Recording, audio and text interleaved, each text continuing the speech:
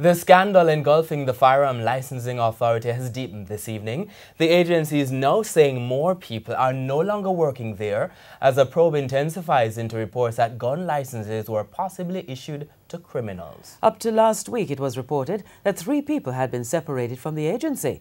In a release today, the FLA said 6 persons separated from the agency this month by way of termination of contract or mutual agreement. TVJ's Vashon Brown has more.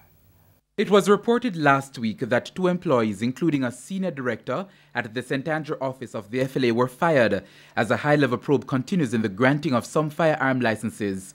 A 3rd employee, a policeman who was on secondment, also left the entity. In a statement on Monday, Chief Executive Officer of the FLA, Shane Dalling, confirmed that a senior staff member had his contract terminated.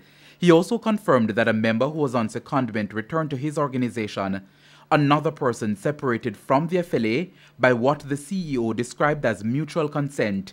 The FLA's CEO also pointed out that 3 other employees from the FLA's Western Jamaica office have also left the entity. The contract of one of the employees was terminated.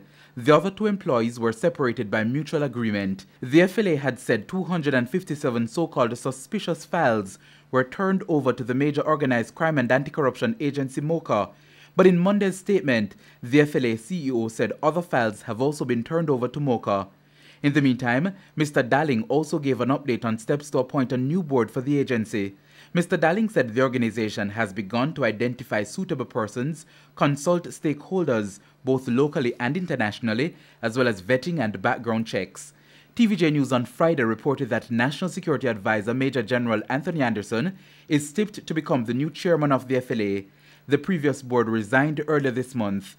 The FLA has been under fire and is facing intense scrutiny following news that gun licenses may have been issued to persons who are suspected to be of questionable character. Vashon Brown, TVJ News.